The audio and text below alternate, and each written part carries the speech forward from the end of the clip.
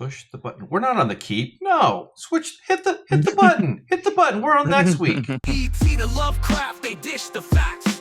Lightsabers clash and case on their backs. Xenomorphs lurking Gotham's dark alleys. With every episode, the fandom rallies. The first to last, the Nerdom with Mike and Tom. Dropping nerd knowledge like an atom bomb. Discussing the cosmic, the scary, the epic. Tune in, strap in, it's all real, authentic. Galaxies far, far, horrors, chilling lore. From Krypton to Hogwarts, always explore. Panels and pages, heroes and stages. Worlds colliding, they know all the phases. Wicked X-Wings and Del X that scream.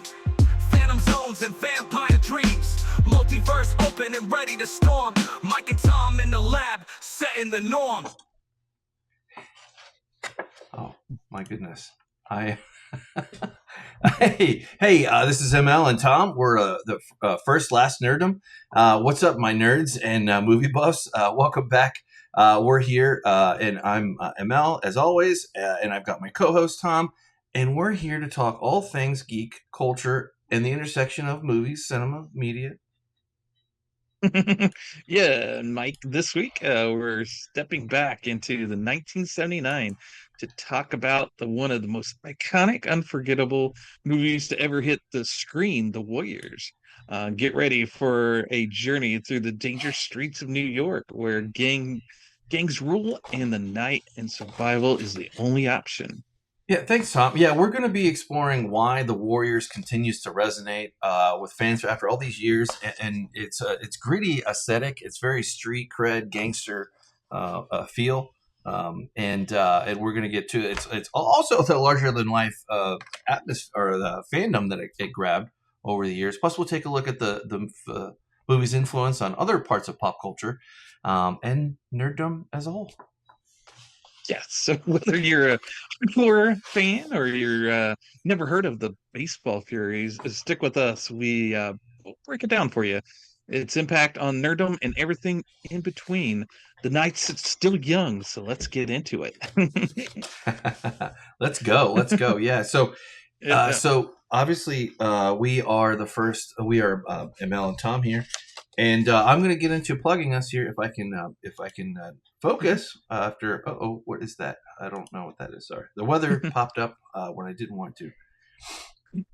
All right, so we recently did a name change, just a small, slight little name change, which is the first. Normally we have gone by the first, the last, the nerdom. We still will verbally, I guess, or as we kind of we'll bat them back and forth to make it a little bit easier and to cut down the does. I copied Tom's Twitter handle, X handle, which is FirstLastNerdom. That's what we changed it to. We didn't really talk about it. We just kind of glossed over it. But we made that change a little bit ago, and we just to make it easier to find us on YouTube, as we always are. That's home base. We have a website. It's not really up right now. Maybe I've been talking for years about getting it off the ground or whatever, but maybe that'll happen. Maybe it won't. But Tom, what's this? What the hell is this thing? Is this a newspaper or something? We've got Reddit. I'm on there is FirstLastNerdom as well, and I try to find a little subreddit to promote our latest video, and I found one on Vinegar Syndrome films, and they welcomed us with open arms for the most part, and gave us some thumbs up. So if we've acquired some of you Reddit heads out there, hey Reddit, appreciate. And then I saw that it got shared a few times, so yeah, like 6 times or so. So that's awesome. Yeah. Well, we saw it. We saw it. Yeah, and then and we also got a couple of subs on on our latest video. So so that's great. I'm also on X under FirstLastNerdom. That's where I promote our channel, and if I find something in pop culture that's kind of random or weird, I post about it. Just recently, I posted about YouTube promoted me a fully AI generated music video with the music being AI as well as the visuals, and it kind of stunned me how many people were like enjoyed it and were like I guess didn't notice it was AI. Was like, more of this, please. Although I started wondering, well, maybe those are AI as well. Those comment leavers. So I was going Inception. So who knows? It's kind of Well, crazy though. we're gonna see more of that, and that's Tom always Hmm. finds really cool stuff like that in the singular. So go check him out and subscribe to him on X. As you too are, I am as well. My alter ego, I suppose, persona, based on the publication I like to do is ApeIt underscore Ink INK. It's a little bit more heavy handed on the thing, but you can always talk to me about movies, etc. I think I'm also available on ApeIt.Ink, which is my publication of record. That's just kind of the fun things that I'll find here. Some not so fun, some current events, some newsworthy, some political, some whatever I like to write about longer form. But usually, or more often than not, I try to find cool things and write about them long form, and then sometimes I'll cut a video on my own YouTube channel, as it were. But we're here for this movie that we actually pushed a couple times. This classic movie that I surprisingly I never saw before tonight, before this week, I should say. Hmm. I didn't get to. This is a movie like where if you have, and I know you will. I hope you will go into it because you actually bought this guy and not too long ago, or you owned it for a while anyway. At any case, Hmm. I can't. Yeah. I kind of get mixed up like if they come from your storage, from your recovering them and putting them Your back back on the catalog. shelf. Yeah. Yeah, and rotating them out over the years because we all do that with our collections of different things. Or if it's something you Hmm. bought, but like you bought the keep not too long ago, like the last few months, and then we ended up watching. Anyway, Hmm. this is the Warriors. Hmm. Tom, walk me into the Warriors. What's the big deal about this movie? Where'd it come from? What's it based Hmm. on? What's the what? What's the what here? What's the deal with the Warriors? Okay, so yeah, my bad Seinfeld impression. But yeah, no, it's What's the it's about a deal with gang the what? goes to a meeting for truce between all the gangs. They show up and the guy that's there, Cyrus, that's trying to bring them all together, he gets shot like they do.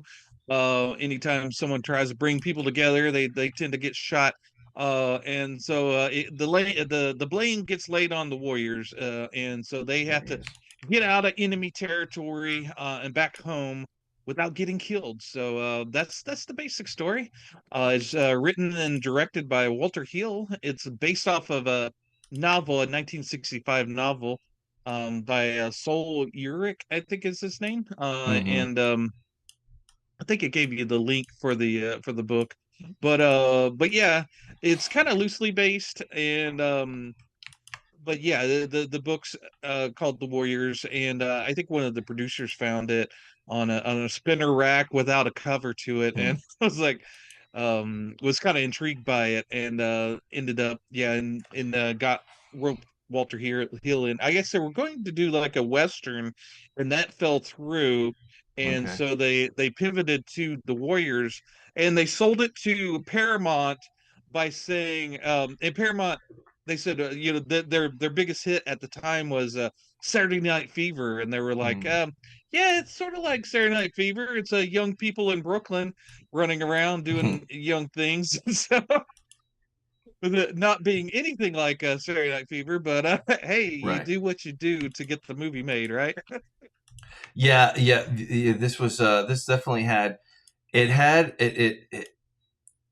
had people thinking it was different things. I think that was very interesting. The how it was taken. Yeah, and the Very book, the characters were all in a gang like in this, but they're all right. black, and it was much more kind of a social kind of novel, kind of dug into who these characters were, and in a kind of real environment, and the author was kind of didn't like the movie because it kind of made it more comic book in nature. Oh And yes. originally, Yeah. yeah, I originally noted Walter that Hill too. wanted to do an all black and Hispanic cast because that was more realistic at the time in New York. what the gangs were made up of. But the Hollywood bigwig said, no, you can't have an all black cast. You gotta sprinkle in a kind of diversity in there. And so Walter Hill was thinking, well, that kind of makes it kind of unrealistic. So that's when he kind of he pivoted towards more of a comic book kind of feel to the movie, because that's the only way he could sell it for himself. Right. In It still kind of retains some of that social vibe to it, that social kind of gritty vibe to it, but then also put in kind of that comic book feel to it. That's kind of this hyper realistic kind of feel to it.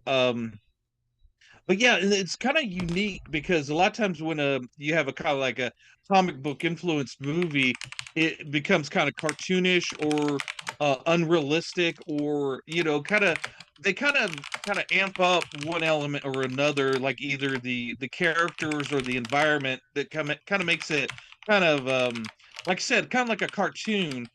So it doesn't really sell the world as kind of real, but Right. there's kind of this really cool atmosphere to the movie, where it's 1979 is when it's was filmed, and so it has sound like that 79 kind of gritty New York vibe to it, that makes it just kind of imposes this realistic nature to it. And even though the characters wearing these kind of flamboyant outfits that no one in a gang during that time would wear, it kind of still gives it kind of that sense of reality, because the characters aren't acting like characters. They're not acting like comic book characters. They're acting more realistic, and you feel the realism between that. So there's sort of like this schism between the comic book nature and the social, but it just kind of works. It just works. And there's very few movies, if at all, that kind of capture the same kind of vibe that this movie does. It kind of has that near future kind of dystopian view that's just not quite reality, but kind of reality adjacent, and it just works. Well, there's some truths that in the novel, the book is a little bit more hard hitting. It's more raw and unflinching and real, not so cartoonish or comic book like stylized violence, that kind of thing. I was going to say you hit a few things. Atmosphere. This movie does very well. It sets the tone for this kind of almost Iliad, Odyssey that sets upon them, and they get right into it. You had Cyrus, this unifying force to And kind of you dig it. right, and our turf. He says our turf about 10 million times, like at least three Uh-huh. times within 2 minutes. I'm just kidding, but no, but it's our turf. Cyrus plays the role of a a unifying type leader that says, "Hey, man, we're all gangs, and instead of us fighting each other, let's all come together, and then we'll own this city." Kind of like that. Mhm, I'm kind of like doing that. It's mhm, kind of like the last part of it has echoes of that era, right? The end of that era, mhm, that kind of like certain kind of fingerprints on there, like there's kind of phraseology and how things are said. The slang is of its time. It's not quite a period piece, but it's kind of a weird, mhm, it's definitely a little bit older, but like Greece, it was older. But of course, if you're coming to this at the 80s or watching this in the 80s, 60s were like 20 years before that. So you definitely get that. But anyway, I'm going back to the style that I wanted to hit on, because last week we covered a very famous stylist type director that is known for his aesthetic approach to the composition visually, the lighting, how the mhm, camera works, the interplay between the characters. That this movie has that, all the good things that go into that, and like you were saying, the atmosphere, which is one of that thing I like to call down.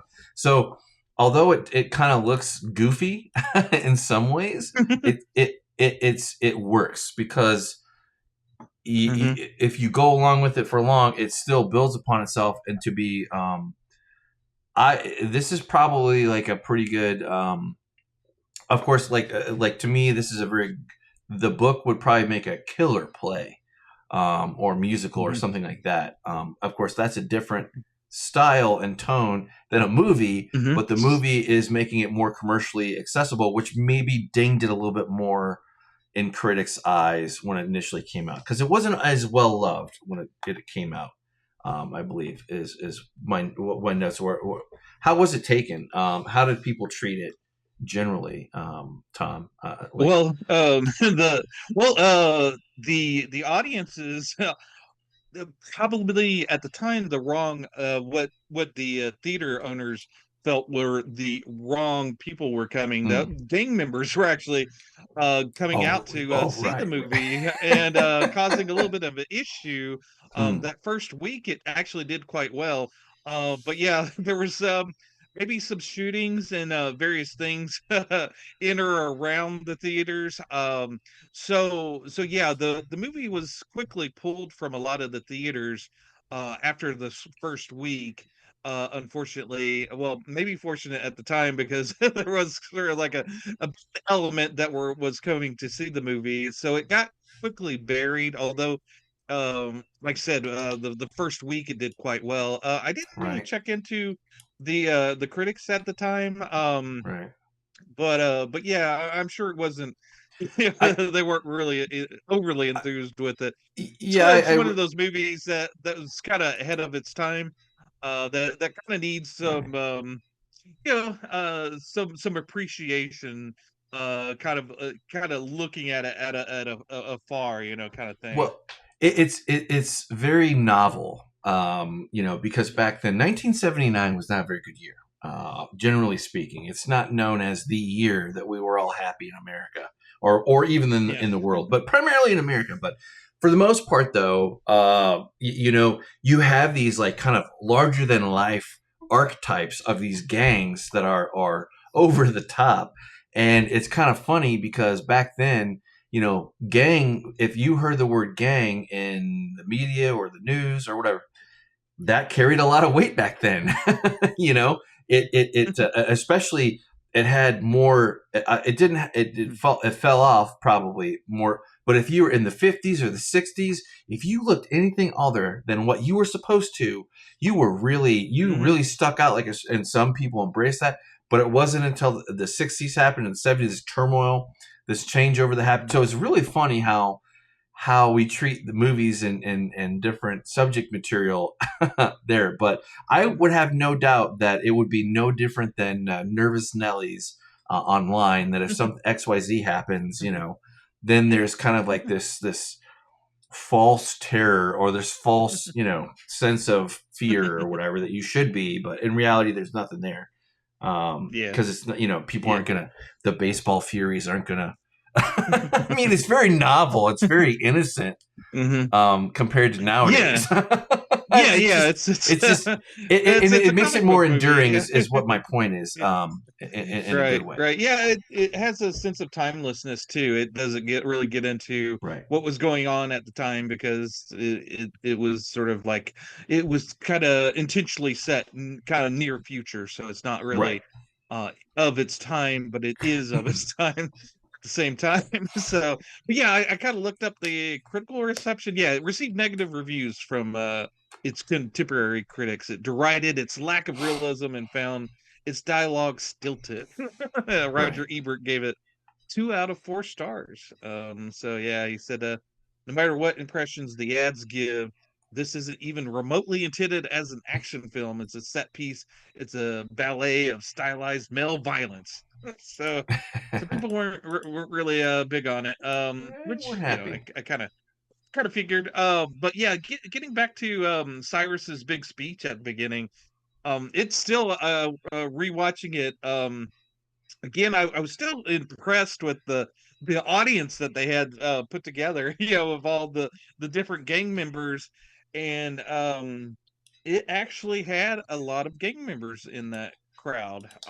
They actually brought in a lot of the New York gangs to be crowd members of because they wanted to shoot in areas where the gangs would hang out, so they had to get into the favor of these various Oh, gangs to that actually is shoot so there. wild. Oh wow. Yeah, and it's crazy to think that they got all those Mm. various, these were different gangs, that hated each other, and they got them all together, and there was no violence there, and they were Right. able to actually to film it. And yeah, I was they had the but yeah, it's just really really crazy. And then I was one of the commentary track that I was listening to, he kind of mentioned that in 1972 there was 70 different gangs in New York, because whatever what I thought was kind of unrealistic was how many gangs were there,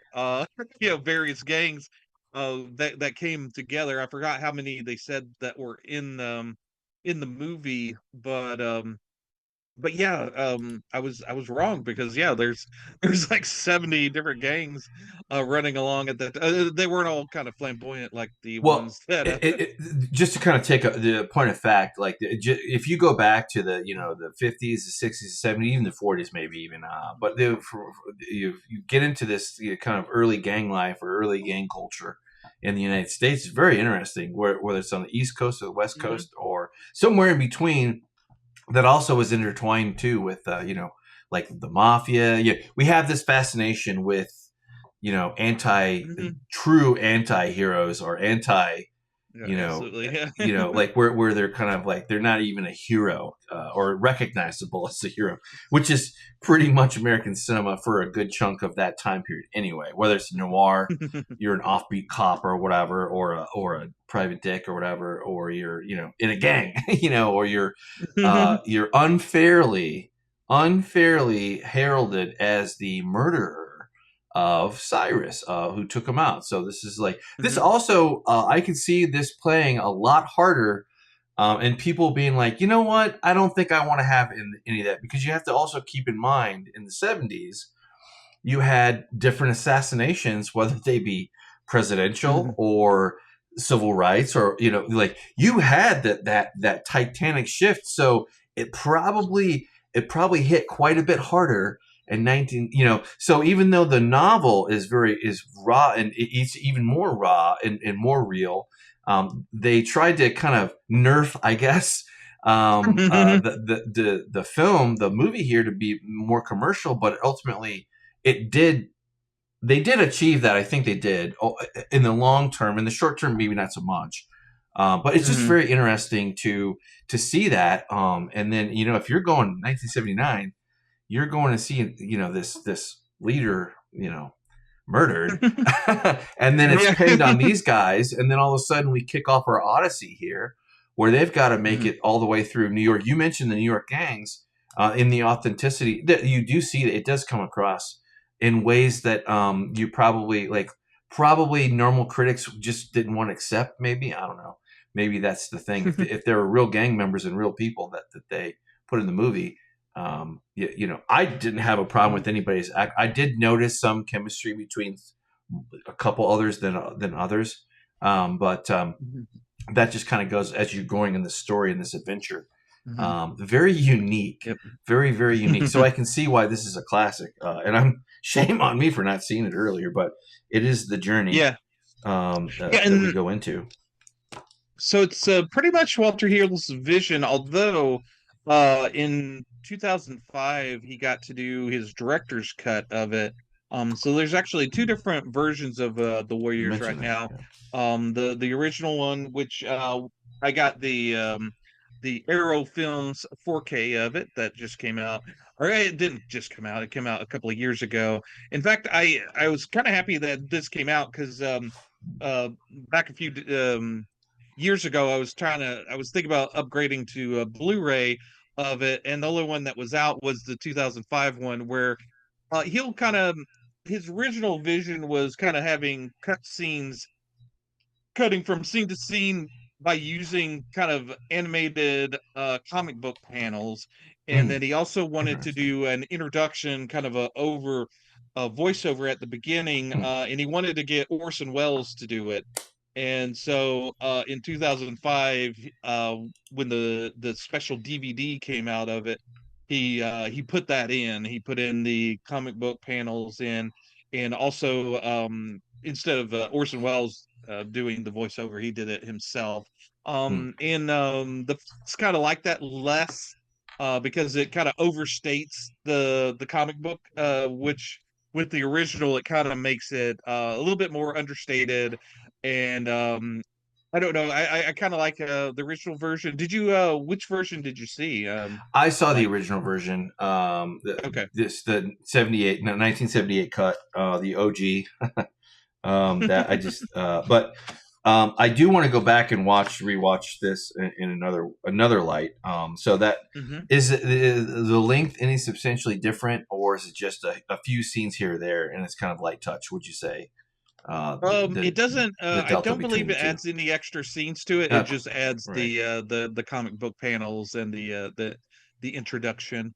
They did film a few scenes that got cut at the beginning, but of the Warriors getting ready for the meetup.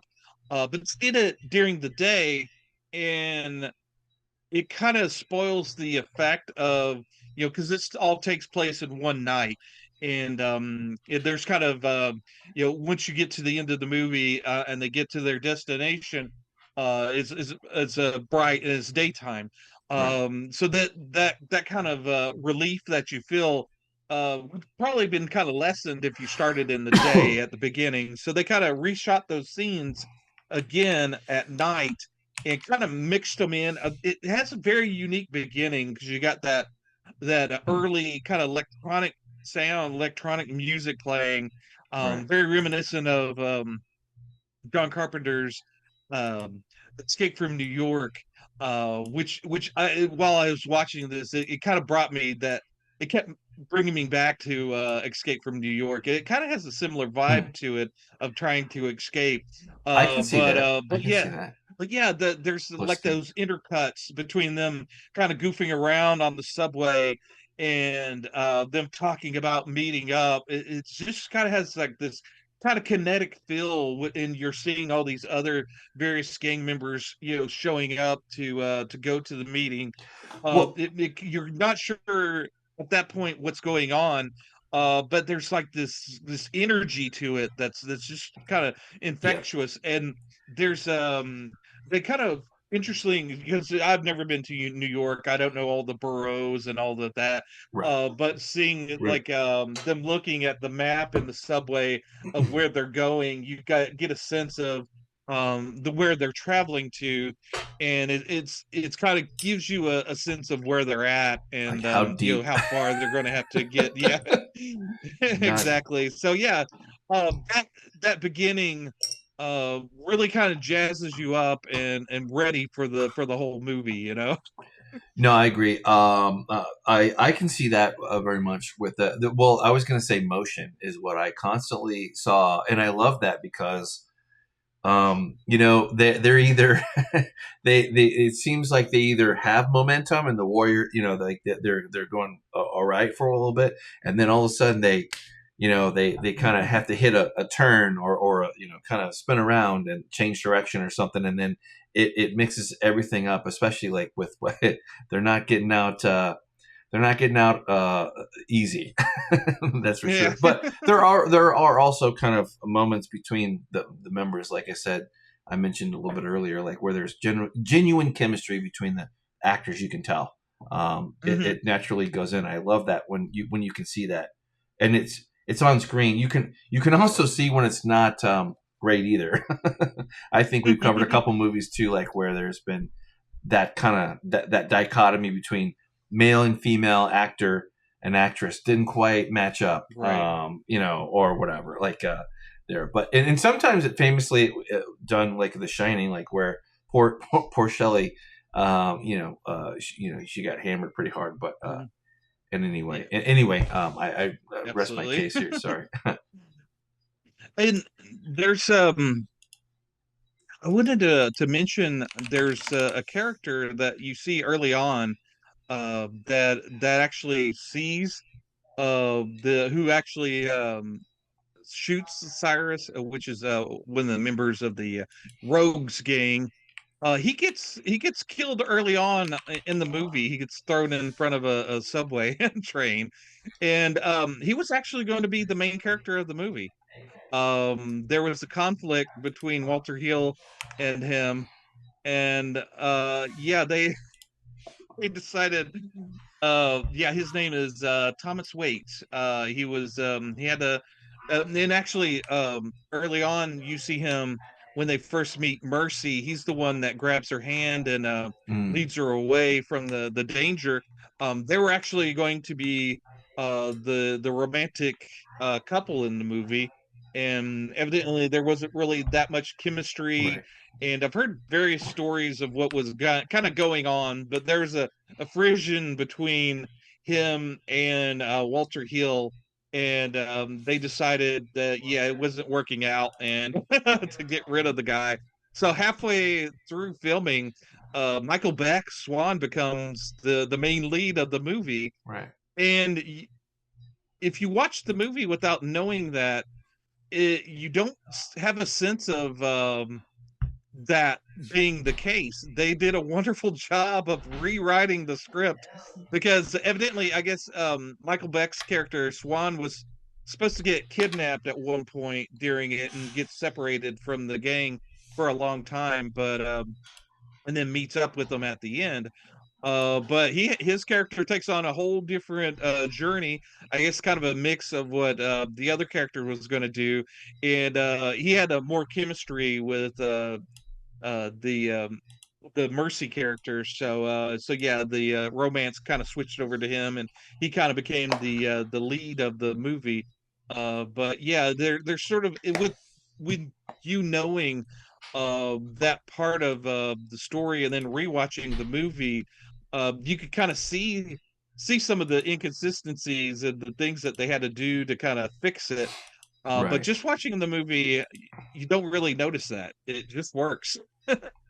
Yeah, no, you accept it pretty well. And I was going to say the subway scene like that, like that's kind of like where they sort of get more chummy among many different kind of spots. But Yeah, they uh, they kind of said that, I'm trying to once they find killed it. off that one actor and got rid of him, that the other actors took notice. They're like, okay, so we're not that important. Even the main character of the movie could get killed and taken off this Right. project. So Now better keep did on our toes. now correct me if I'm wrong, but I thought I saw a little tidbit here, like just kind of like a little fun Easter egg, I guess. But was there something like where another part of the world, like where they couldn't use the word warriors and they had to call it something a little bit different? Was that, No, or am I making that I up? had Or okay, maybe not, it maybe may not. be true. I haven't I haven't heard All right, that, well, but it's not yeah, that important that could have anyway. been the case. Yeah. Anyway, we can move on, but I'll look that up here in the background. I thought it Hmm. was like I didn't write it down though. It could be, But it anyway, could be. But no, yeah, yeah. The one of the one of the I was kind of looking over IMDb and was looking through the cast. I was looking for the guy that got fired from it, but yeah, as I was going through the gang names, I noticed you comic book nerds out there will know this name, Larry Hama. I noticed mm, he played one of the extras as one of the gang members. that's And cool. Larry Hama, if you know your comic books, you know is the writer of GI Joe, and he also did the first major run on Wolverine comic books. So yeah, I I did try to see him in the movie, but yeah, a young Larry Hama's in there somewhere. I was trying to find like maybe an article or an interview where he mentioned it, but I Mm, didn't see. So I'm sure there's a story behind that. And if you're that'd be great watching to and you find. know that, maybe put it in the comments. Also, I wanted to mention in the like I said, the 4K that I have, there's a commentary by film critic Walter Chaw, who also Hmm. did a book. He wrote a book on Walter Hill's films. He was a big source of information, and so a lot of the stuff I talk about, he talked about in his commentary. So just a shout out to him, because I don't want to claim to own what he said. So so yeah. If anything cool to say today, it's probably Walter Shaw. Yeah, no, But no, very great. really informative and interesting commentary. Definite. Yeah, I definitely recommend Arrow Films 4K of this. But That's what I was hoping to find, and it sounds like it exists. And I'd be love to hear. I don't know what I was thinking. I was thinking of a complete. I mixed myself up. I was what I was thinking about has nothing to do with this movie. It was another movie to play to movie thing. Anyway, it doesn't matter. But yeah, the he did a good. Well, what did he primarily take away from that? Like the as far as it goes, a lot of these, everything in this was very much WWF, like machismo, like kind yeah, of yeah. He did talk like about masculinity. There's you various got some form of huevos, masculinity. Yeah. And the character there, Ajax, that you have on the screen, he's kind of an interesting character. He's very homophobic. He mm. says a few things that is kind of forbidden Please. today. Right. And Yeah, he's a hard character to like, but a lot of the scenes he is kind of attractive, as in well, he's physically attractive, but he's kind of got this energy about him that kind of draws you to him. But then you're kind of pushed away by the loathsome aspects of him as well. But I think that's intentional. It kind of he's kind of like the juxtaposition against Swan, who is sort of like this kind of understood masculinity. He doesn't have to. He's kind of he's very comfortable in his skin. Swan Right. is. He doesn't have to show off. He doesn't. He knows he's powerful. He knows who he is. And so he doesn't really go through a character arc. The person Yeah, that confidence. really does is Mercy. His the love interest in it. She goes through a very interesting arc.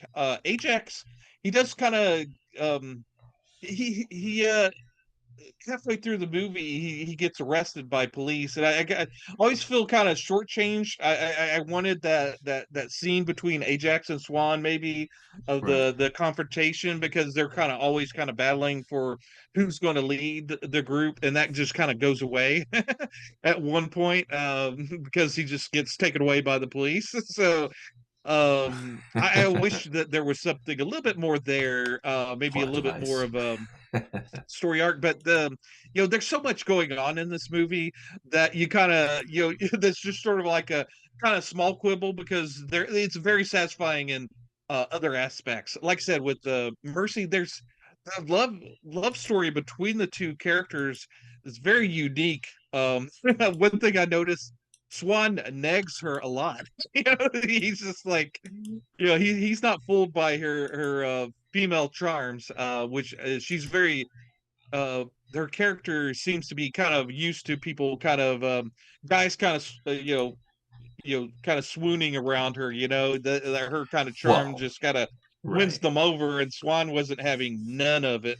Right, right. Yeah, there's Markin is well. That's another aspect of his leadership, or perceived leadership Hmm. of his role Hmm. anyway. In the moment of like, no, guys, you got you're gonna, yeah. It kind of reminds me of when you were, if you ever heard a girl or a female voice on the early days of gaming, like online, like Xbox or whatever, or PlayStation or whatever. Hmm. You'd have like all the guys kind of, kind of make fun of them a little bit, or being in the military.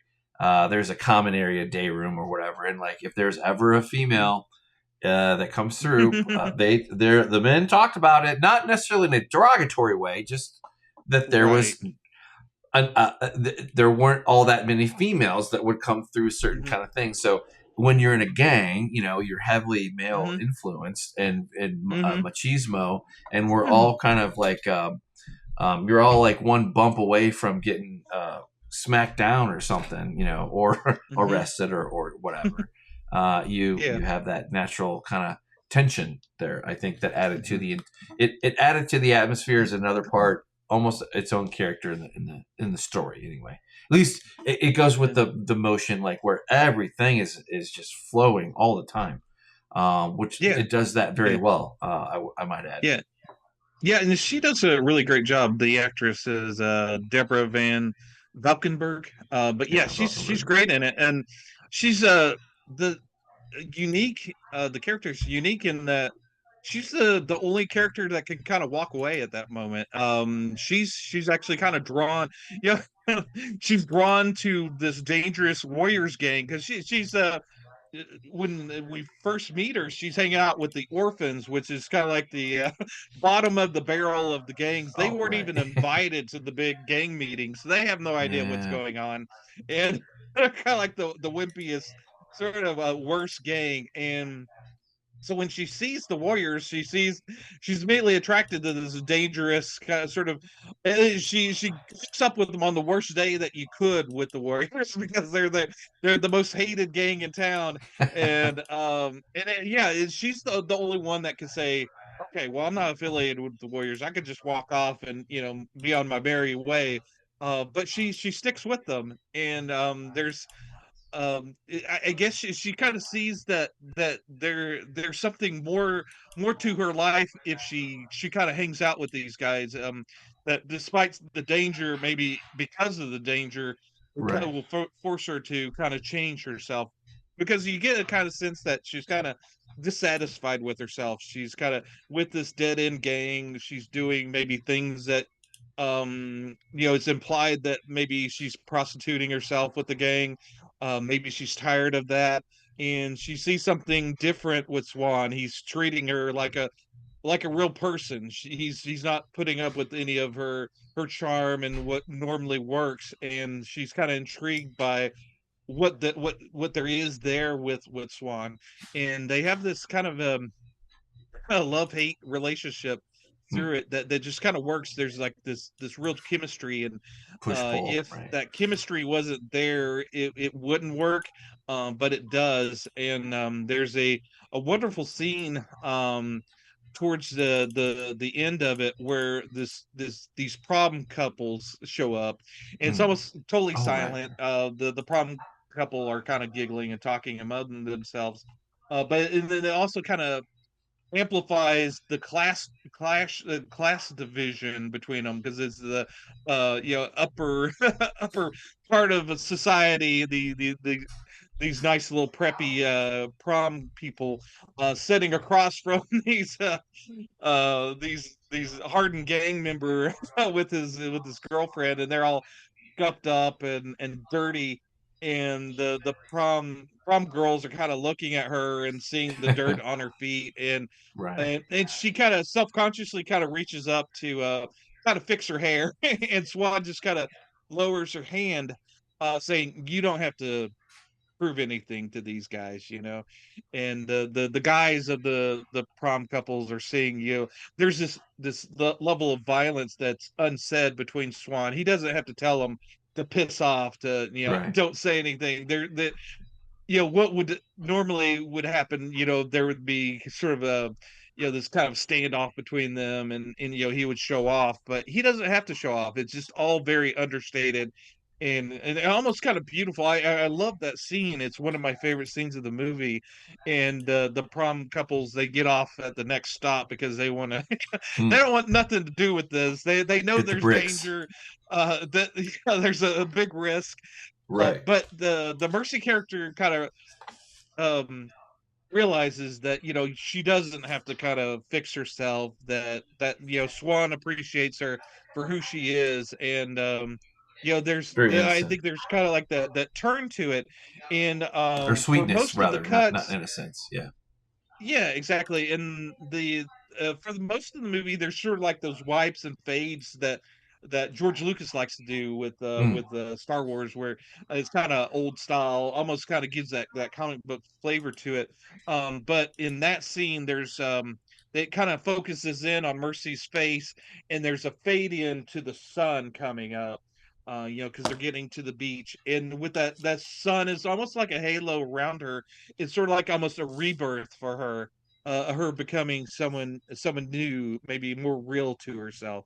And it is almost kind of it is a kind of a beautiful scene We, there, that you wouldn't think would be in a I kind of comic book kind of movie. I but there it is. Yeah, I was gonna say I saw that kind of like with a little bit like more like a like an anointed annotation, like anointed with a path. Like this is the path now, like almost Yeah.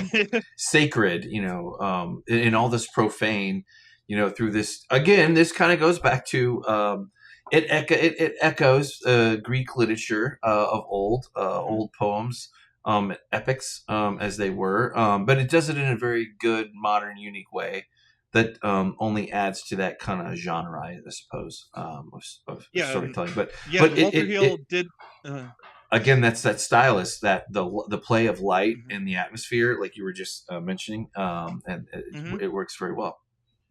Yeah, and you keep going back to the Greek, and that's I'm glad you picked up on that because yeah, Walter Hill was influenced by the Greek story of these Greek warriors uh, Right. caught behind enemy lines trying to get back to the shore to their home. So yeah, it does have sort of that kind of warriors kind of feel. That's intentional why they were renamed because they were named the gang. I forget the name of the gang in the book, but they did change it for the warriors in this movie. Mm. And another thing I want to point out is Walter Hill and the co-writer, I forget his name, Bill Shaber, but they were they had fun coming up with the names of the gangs. They got a little maybe a little drunk while they were coming up with the names, but they had a whole list. They came up with a whole list Right. of the names of the various gangs, and they gave Bobby Manx, he'll made sure in one of the interviews I watched to shout her out because she was the one because he told her go off and make the gang's costumes, give me ideas, makeup. So he said that she's kind of the unsung hero of the movie in that dominant kind of look to the movie with the various gangs looks it's all her pretty much. All he said was when she'd bring it to him, yeah, I like that, more of that, you know, crazier you could get, the better. Oh, So absolutely. she yeah, and she's I watched the interview with her, and she said, "No, I wasn't hanging around gangs at the time. I had no idea what the gangs were wearing." But she said Hill didn't want them all to be wearing black leather and just dark clothes. He wanted them to all to be kind of Right. unique, and Vibrant. so she Right. was the one that really kind of dug in and came up with those various looks and she was she's very charming in the interviews that I saw, and she did talk about she does go to conventions, do signings in conjunction with the Warriors, and she said all of the Warriors, the actors except for one, the guy that played Rembrandt, passed away back in the 80s, but all the other Warriors are very much alive and she talks about how they're all very much happy with the fans and are very loving to everything. So yeah, if you ever Sure. get to go to a convention with where Michael That's Beck or cool. any or Bobby Manx at, definitely definitely Well, check them out because there is they no seem to be time like great people. yeah, there's no time like the present. And I was gonna also throw in too, like why some of this works very well, despite what maybe how it was taken when it came out, or how it was perceived maybe as they weren't perceiving the film as it was intended. They were bringing something Right. else in to shove it in the way. But it's the whole kind of the class and the being an outsider, or being kind of in between, more on the fringe than on the inside for sure. You had the author who wrote the book. He came. He was the child of Jewish immigrants, so you can kind of get Mhm. a double whammy there wherever you're trying to fit into at the time. But so not easy upbringing, no matter what. But there's a grittiness and a realness, but yet it's still vibrant, and bright. More, Yeah. I love that. So I just want to say Yeah. it all ties and plays and dances well together, and it Yeah. works. Yeah, and I'm becoming a more and more of a Walter Hill fan. Mm. I was he was one of the writers behind Alien. He wrote and directed 48 Hours. He's very much a blue collar, lower class kind of guy. He writes in that perspective. Alien wouldn't be Alien without that kind of blue collar feel Well, to it. yeah. Well, that was the That's whole, very yeah. much in, and he was the one that made Ripley a female character. Um, as opposed to a male character, which it originally was. Are you sure But yeah, about he has that his though, Tom? Are you sure? yeah, I thought we had our yeah, first female everyone not too recently. I'm joking. but no, but yeah, he's got this real good sense of the everyday man, and he doesn't look down on it. He just shows, kind of shines a light on who they are, the core of them. Um, but yeah, it's the thing I love about the movie is sort of the the comic book nature of it kind of draws you in, but the realism of the characters really kind of roots it in What and makes sells it it, a right? classic. Um, I also do want to mention a couple of scenes. There's the scene with the Lizzies. You're almost wanting to maybe call them Lezzies, but it's the all female gang that some of the warriors, when they get separated, three of the warriors get to hang out.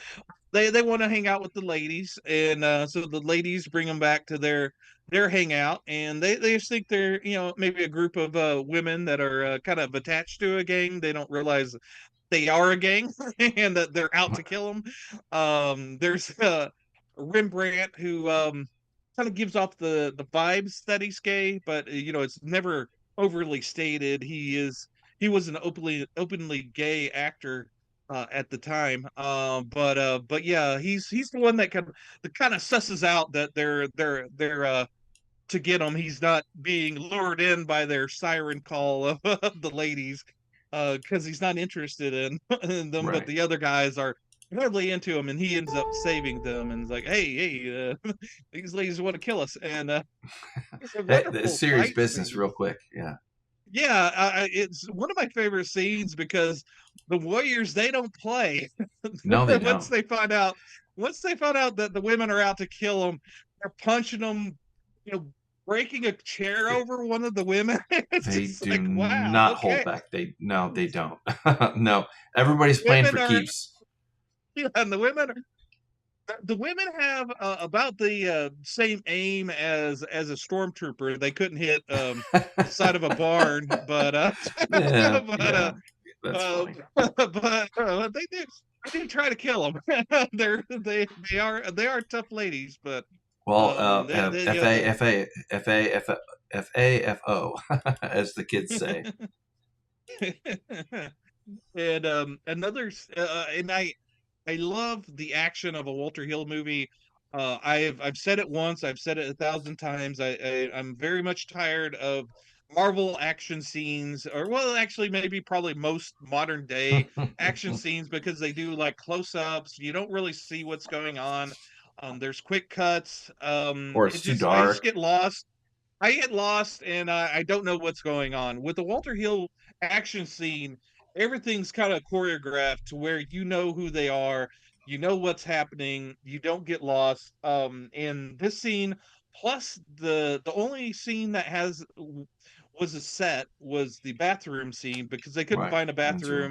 bathroom that in that Grand Central Station that they could film in, Film that. that would Right. work. So they built that bathroom scene where the big action scene takes place. It's a really great action scene where it just kind of plays out in, all the at this point, all the characters' personalities, traits, and it all plays out the way you would think it would play out with these characters.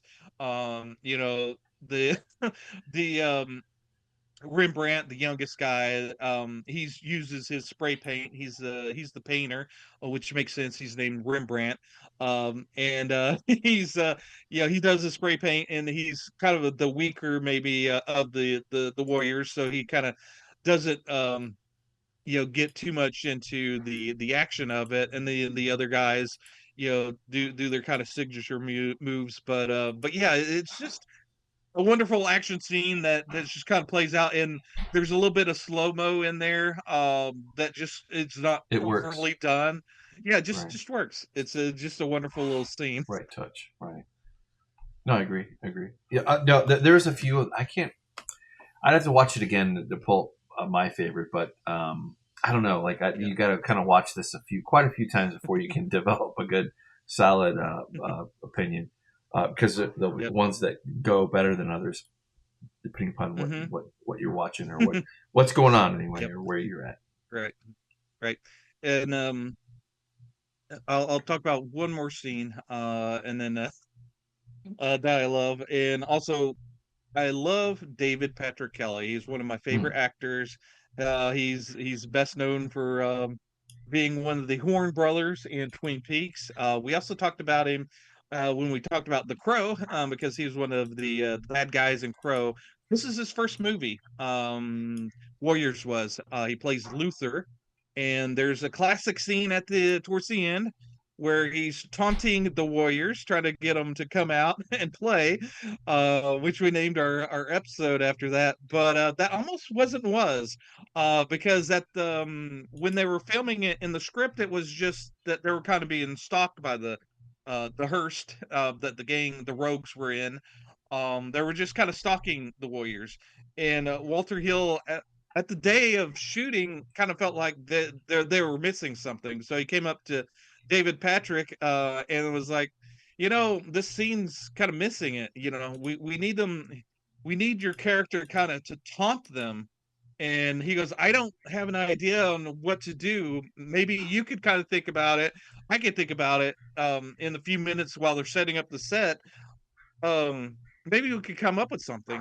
And so David Patrick, he kind of started struggling with it. It's like, okay, what do I do? And he realized one of his neighbors at the time where he was living would taunt him when he would kind of come in to his apartment. The guy would be at his door saying, David, David. So he was like, I could use this. And That's Walter fun. Hill talks about seeing David scurrying off and grabbing those kind of short beer bottles. Is like, what is he doing? And he starts clacking it, and then, the famous line, "Warriors come out to play." It just kind of elevates that scene to the next level, and that's really kind of a credit to Walter Hill, kind of letting the actors kind of in the crew to kind of find their way. From what I hear, some directors are kind of micromanage everything, and Oh yeah. it has to be a certain way. Where it seems like Walter Hill kind of lets the actors and the crew do what they do and bring their own brilliance to it, and kind of the movie, he gets the credit because it's in the movie, but yeah, it just makes sense to bring out the best, and you get these magic moments. And Well, one of the editors that was doing that scene said that they didn't do a whole lot of that clacking during it, and he did a lot of loops with it to make it so it makes it this really kind of eerie, kind of taunting, a wonderful scene. But yeah, that's obvious. I think that's a favorite among most of the Warriors fans. So I I'm not agree with being that. controversial by saying that's one of my favorite scenes, but yeah. No, well, the interplay with the characters and finding that serendipity or whatever, and being able to put it on the big screen, it Hmm.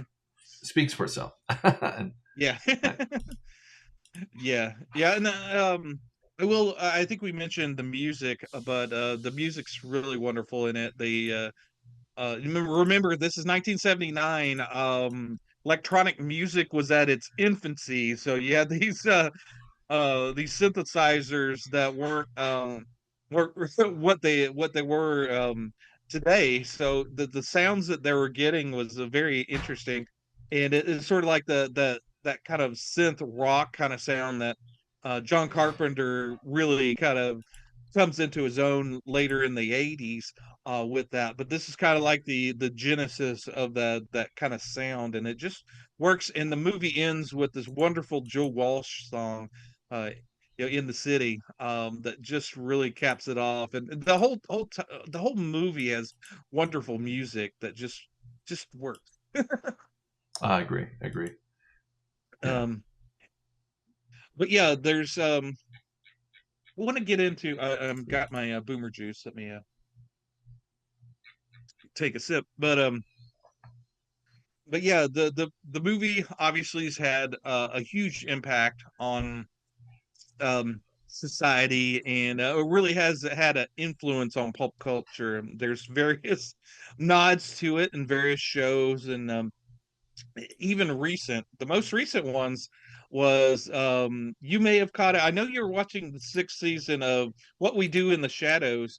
Right. There's an episode in this season 6 that really kind of is a homage, but kind of recreates the Warriors, but with vampires.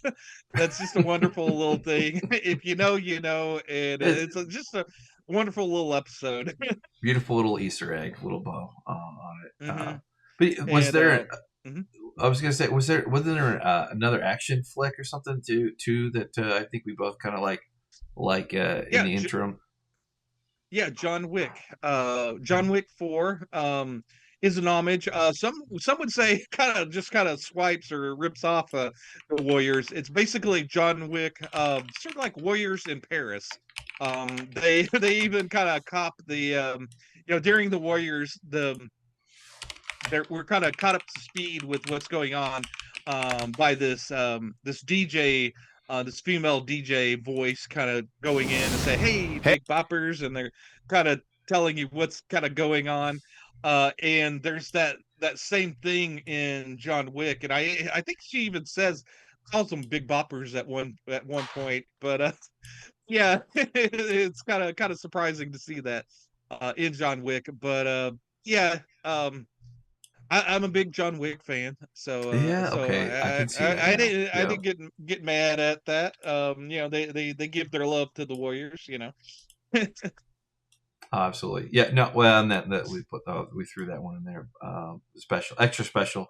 If you want to go see it, for what Tom's talking about. Yeah, that makes sense. That lines up. Yeah. So it'd be an interesting double feature watching the Warriors and then John Wick 4 to maybe see all the similarities. When I saw John Wick 4, I hadn't seen Warriors in forever, so It's I been a might have minute. not picked up on everything, but worth checking out again.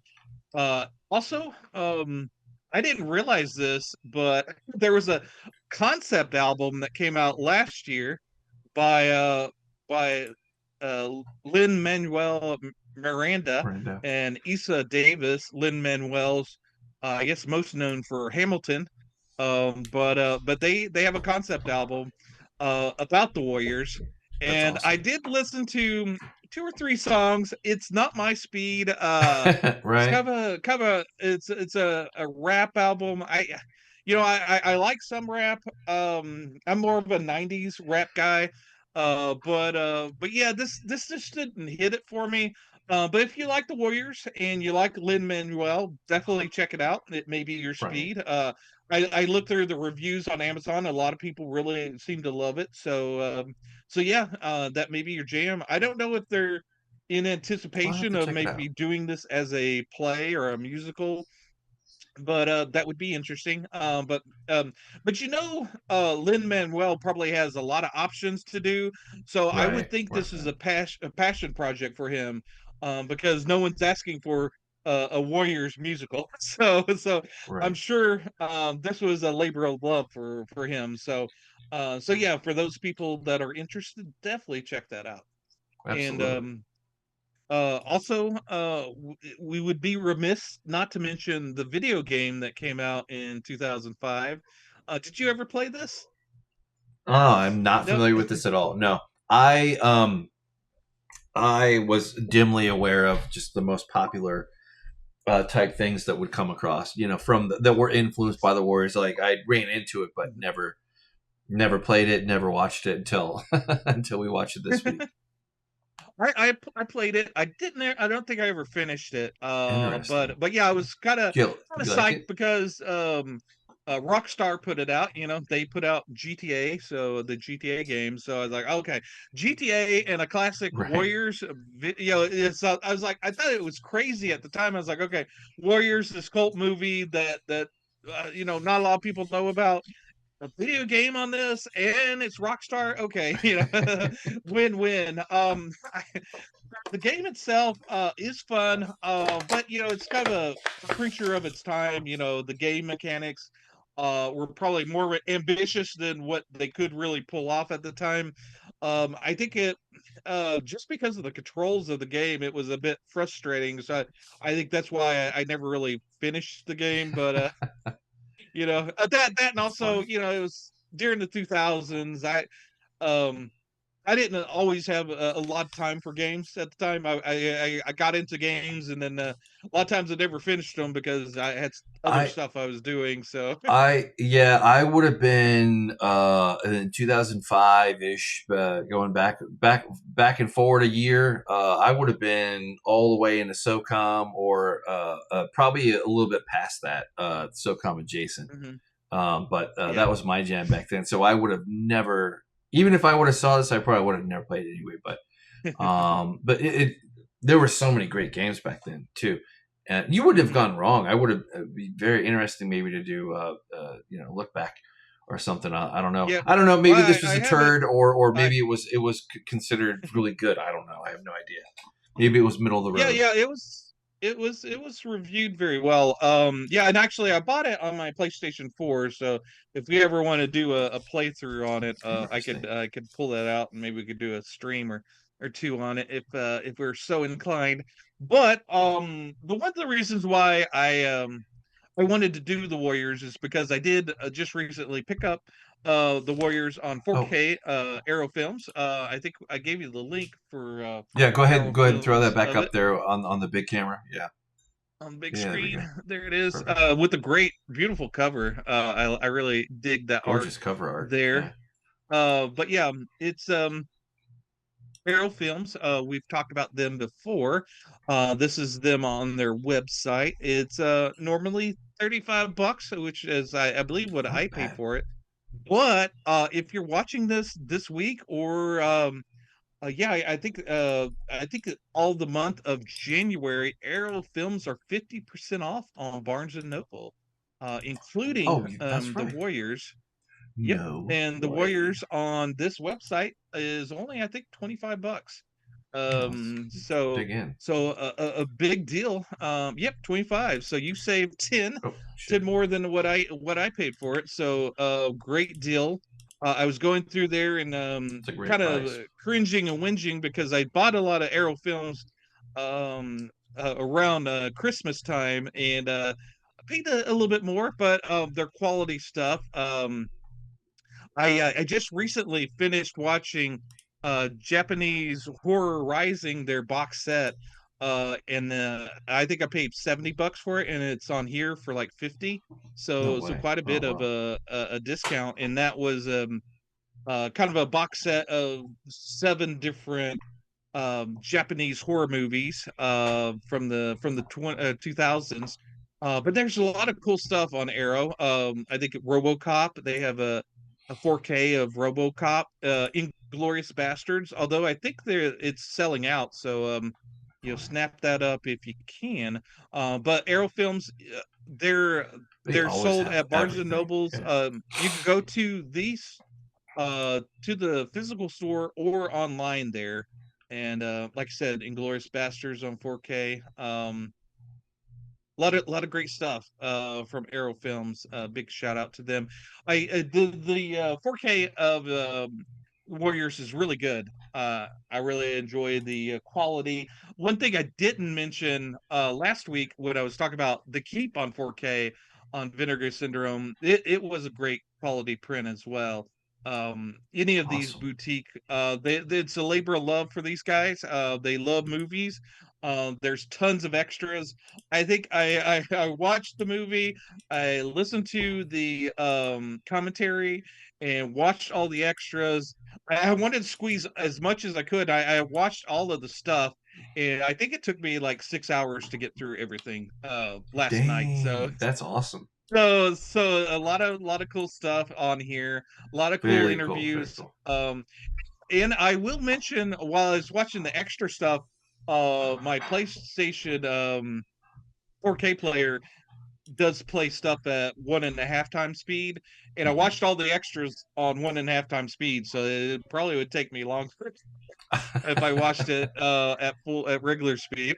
Well, you got to And get it where watch you the can. movie. I'm not an animal. I didn't watch the movie on 1.5 speed, but I'll like the commentary and all the interviews and stuff. It really doesn't matter. So Right on. Right just on. for time's sake, I did it at 1.5 speed.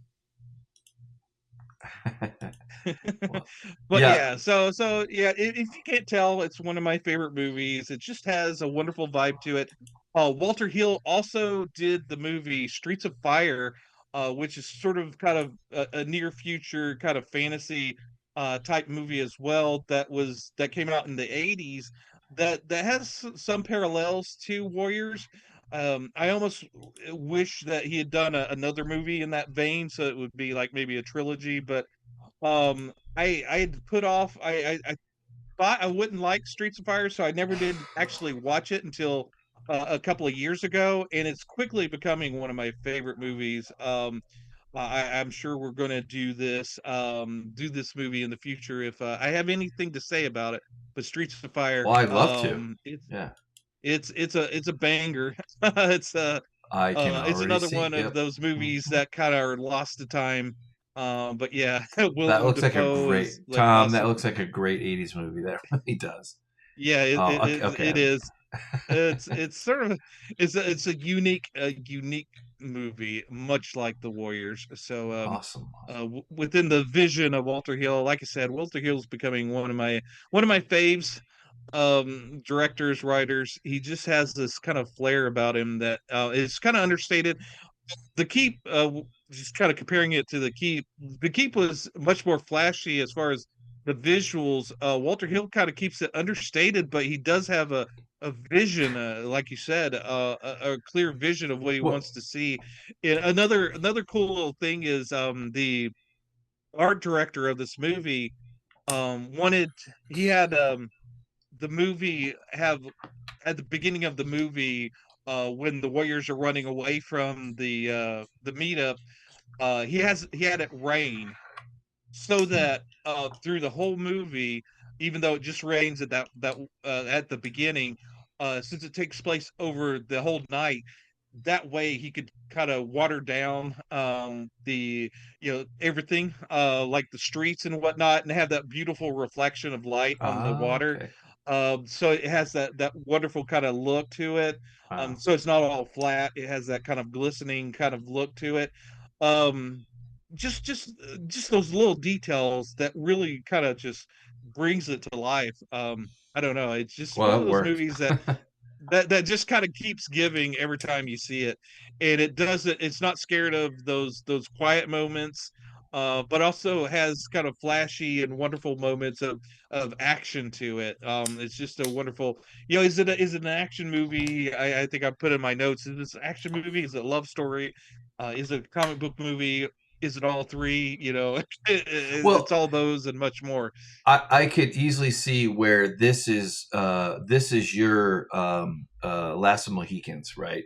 To you, to Mhm. me, my Last of Mohicans is one of my favorite films. I could easily see where this would go that way too, where you have equal parts greatness of borrowing all the right parts and then laying it out in a way that works very very well. And I It's also enjoyed yeah. this as well. I need to see It's this. This is one that begs you to watch more. I will say that. mhm. Yeah, and I think Tony Scott was going to remake it in the 2000s before he died. But he was going to set it in L.A., which might have been interesting. Hmm. Especially with Tony Scott. He was a very interesting director. But yeah, it's one of the as I was Hmm. watching it, I was like, I wouldn't be mad if they did a good remake of it. You know, it just kind of has that vibe to it. It's one of those movies. The story of it, you know, the whole concept of it, I kind of dig. I like the aspect of, you know, being behind enemy lines and trying to get out. There's like that constant tension of the movie. That also works well in Escape from New York. But yeah, that this is sort of, like I said, it's my jam. You know. Yeah, no, I can see where it works very well. Well, like I said, I'm glad you picked this one. It Hmm. welcomes you in, and it's very well good. I was trying to find somebody who I thought would have been a perfect director for this, for a remake, but I can't quite find it. I'll have to find it in the back end here. I might have to add it later, a little bit later. But that's such a shame too. We just watched it. It And was on also, Netflix.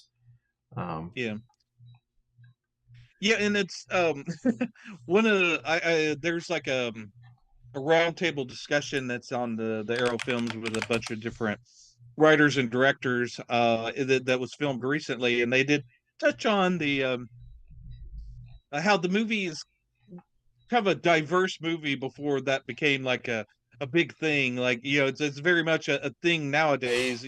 They want most casts to be as diverse as they can be, and this isn't really brought up that much when when people talk about diversity in film.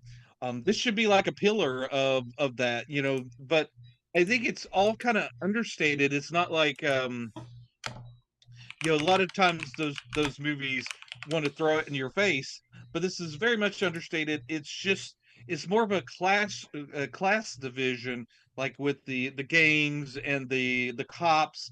You know, you know, it didn't matter what color you are. If you were a cop, you were a cop, and if you're a gang member, no matter what color you were a gang member, you know, and there was like family there, there was like a bond there. And it was just assumed during this movie, and you can see it play out with how the characters interacted with themselves. It didn't matter. Whereas a lot of movies that focus on diversity, that's the story of it. Whereas that's not the story of this movie. That's just assumed. And then they it's like assumed, and then here's their story, you know. Kind of thing. yeah, I was trying to think. I think Jewel Taylor would be a great person to see if they did a remake. I think that would be very interesting. We covered Hmm. they cloned Tyrone, but I would be very interested Oh yeah. once Joel hits his stride. I think that would be very interesting. Anyway, that's just my 2 cents, but Hmm. yeah, Gotcha. I too would be even if it wasn't that scenario. I think that they would know to not mess it up. And then I Hmm. actually think that it would be a very interesting musical or play if they were to go that route. Yeah. It could be Yeah. it could be very well done if you have the right talent and the right vision behind it, and then that can carry it Hmm. through. But Yeah, great and I movie. think Go see I this think if you have it. It's a yeah. classic for obvious reasons. Yeah.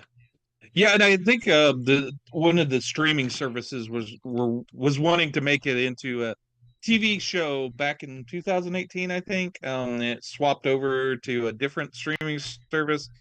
Said it Of on course it did. Wikipedia, but I think Yeah. it might work as a television series as well. I could Because see then it. you could kind of dig into the various gangs.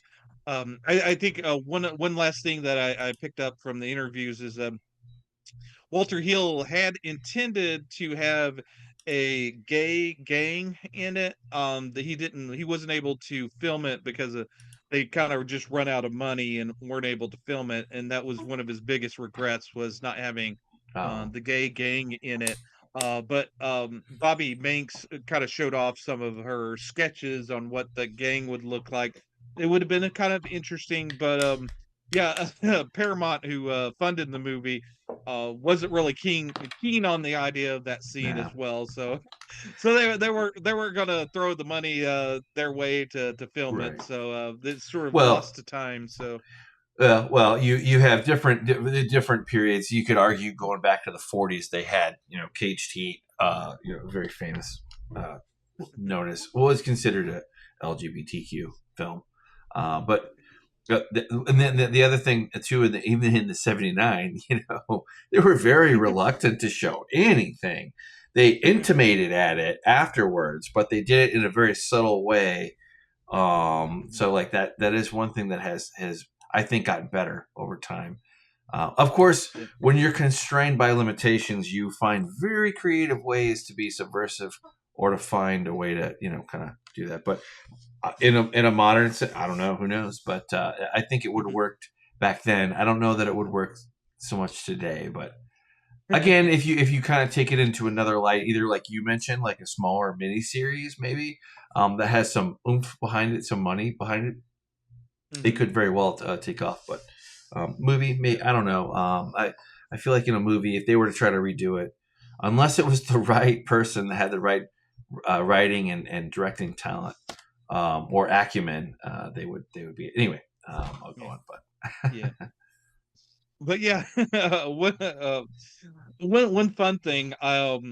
This morning after I watched the movie and watched all the extras and whatnot, I was kind of doing up my notes for the show, and doing the thumbnail and everything. And I with my AI generators, you got me into Grok as well. oh yeah. Also, I use Bing. I got a wild hair, and I said, well, let's see what the AI generators will do for us. And I threw in the prompt, do a gang of nerds, called the Nerds, in the style of the Warriors movie.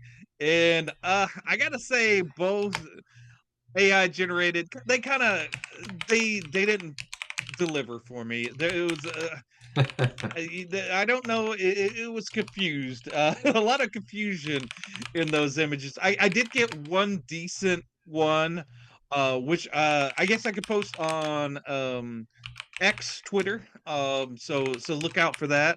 You can follow me. I think it may be good to maybe hit our socials again. But yeah, I'm on FirstLastNerdom on X. Oh But right, yeah, you sorry. could like I Uh-oh.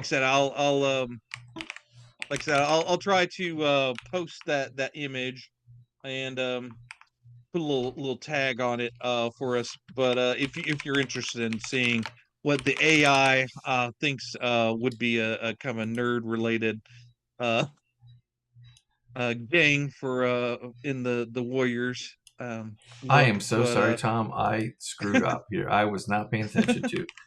Uh, uh, yeah, I saw you kind of, yeah. Oh, yeah, you gotta do first, the last nerd. That's my old tag. See, this is how I Um, know this so well. For some reason, it's just not in the thing anyway. But shame on me. Yeah, Tom, go ahead and yeah, plug yeah, your this channel, is, my friend. Please, please, please. yeah, that's, I'm on first, last nerdom on X, and like I said, I did that AI generated image of the gang, the nerds, in a fictitious world in the Warriors. I'll try to throw the decent image and maybe one or two of the bad images so you can Right on. get a look at it. So yeah, follow me for that image on the first last nerdum or the first last nerdum on X, and you're I'm also that on Reddit. I'll be posting. I'll find some subreddit to post on. I'm there on first last For this nerdum week's there show. as well. And then Mike, you have some socials. I do have some socials, very few socials. I am at ApeIt_Ink. That is my Twitter. If you want to have a conversation with me and Tom, we are trying to have a little bit more. I think we're trying to have. We should probably do a better job of at least having one or two tweet conversations or discussions to encourage that. But Mm, all that I also write based on the same ApeIt.Ink is my alter persona there. But as always, you can always catch us on our YouTube home base. We would love to have a conversation with you here, get your feedback, good, bad, ugly, whatever. We'd love to hear it.